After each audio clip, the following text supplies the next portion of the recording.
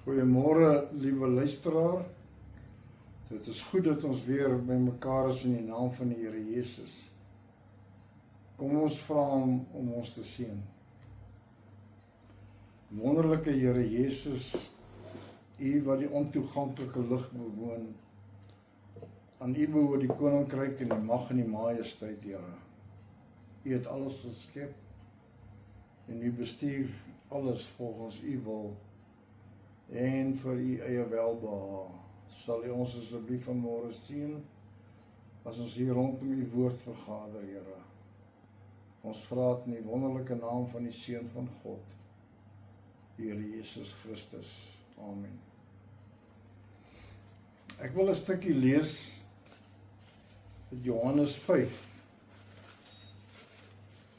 Johannes 5 vers 19.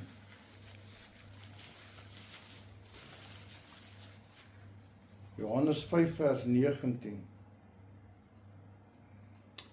Hy sê, Jesus het toe geantwoord en vir hulle gesê, voorwaar ek sê vir julle, die Seun kan niks uit homself doen, tensy hy die Vader dit sien doen nie, want alles wat hy doen, dit doen die Seun ook net so. Daai laaste sinnetjie sê, want alles wat hy doen, hoofletter H, hy, die Vader, dit doen die Seun ook net so. Nou hier is 'n wonderlike stuk skrif hierdie, want dit plaas die Here Jesus in sy bediening. En dit het ook 'n wonderlike lewensles vir ons as aardlinge, ons as mense. So wat die Here Jesus doen, lyk dit my,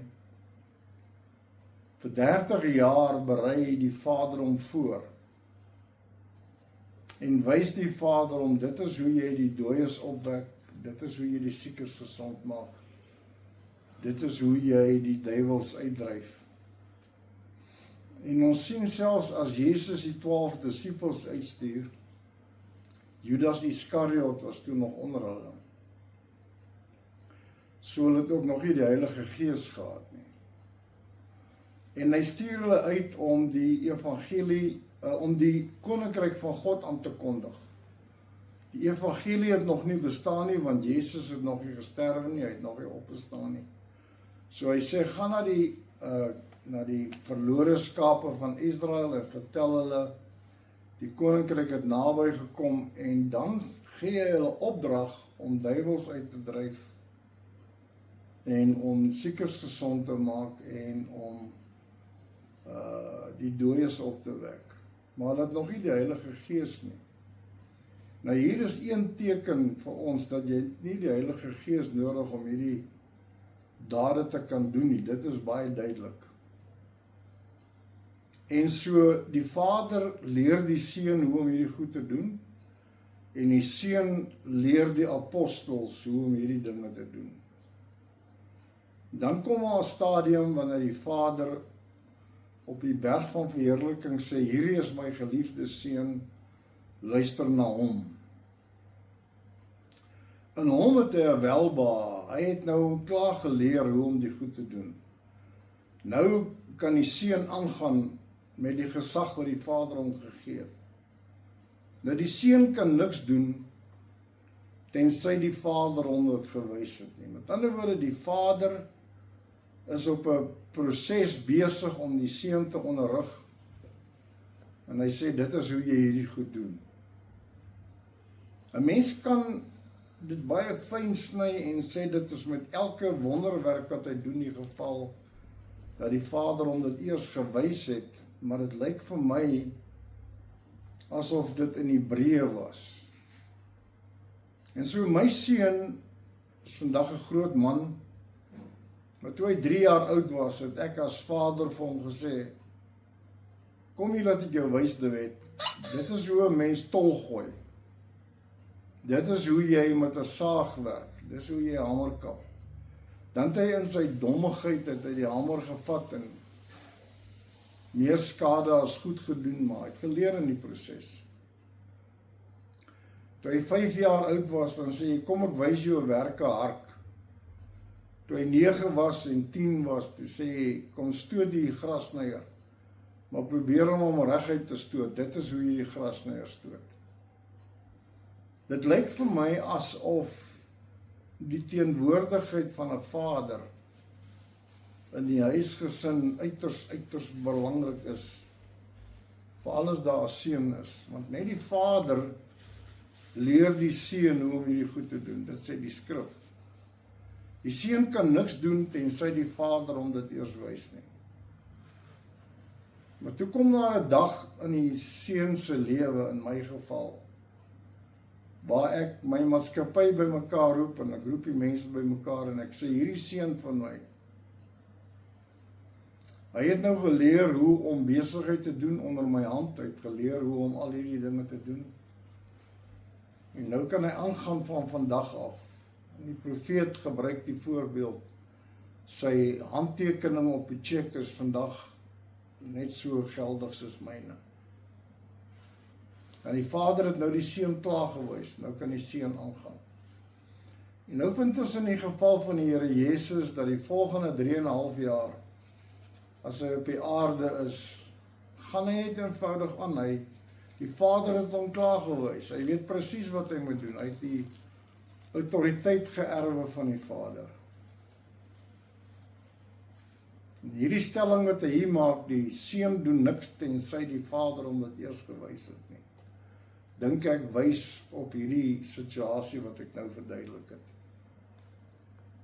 Liewe vriend, as jy 'n vader is, wees tog teenwoordig in jou huisgesin se lewe. Wees tog teenwoordig in jou seun se lewe. Moenie net daar wees nie, maar tree op soos 'n man van God.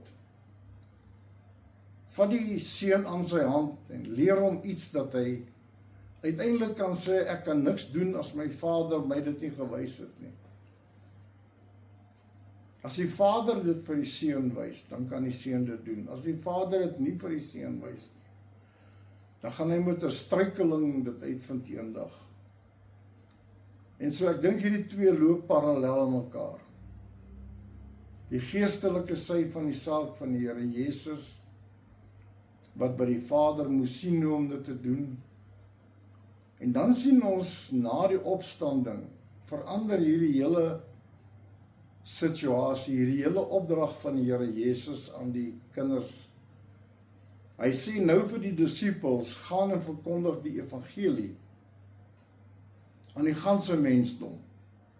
Toe hulle die Jode moes gaan vertel van die koninkryk van God, moes hulle net na die Jode toe gaan. Net na die verlore skape van Israel. Nou dat hulle die evangelie moet verkondig, nou dat hulle die Heilige Gees gaan hê, nou dat hulle die autoriteit van die woord het, nou moet hulle die evangelie, die kruisiging van die Here Jesus en die opstanding aan die ganse wêreld gaan verkondig. Die hele opdrag verander, die autoriteit verander. Ons het nou meer gesag as wat die disippels gehad het, toe hy die 12 uitgestuur het. Hy het ons ook gewys hoe om dit te doen. Hy sê in Markus 16, ons kan hierdie goed doen. Daar's baie vertwyfeling by baie van ons, maar daar's ook baie geloof te bespeur. En die wat met geloof kan optree, kan die woord van die Here gestand doen.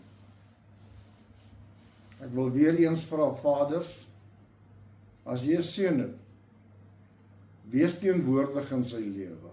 Moenie dit oorlaat aan per chance nie, soos die Engelse sou sê. Vat die man aan sy hand, as hy 13 jaar oud is, as hy 16 jaar oud is, as hy 4 jaar oud is, maak seker dat jy teenwoordig is, sodat wanneer hy 'n man is, hy die woord van die Here kan verstaan en respek kan hê vir die woord van God. Kom ons sluit af met gebed. Dierbare Here Jesus, hierdie is u woord en ons waardeer dit. Daar is soveel lesse vir ons te leer, Here. Dit wys ons hoe ons prakties kan Christene wees en kinders van God kan wees en kan ontwikkel Heilige Vader, en vir al die seuns wat 'n verantwoordelikheid het vorentoe, en oor die moeders en die dogters kan ons ander keer praat, maar hierdie les hier spesifiek gaan oor die vaders en die seuns. Gee ons genade asseblief, getroue Here Jesus. Ek vra dit in die wonderlike naam, amen. Dankie vriende, tot volgende keer.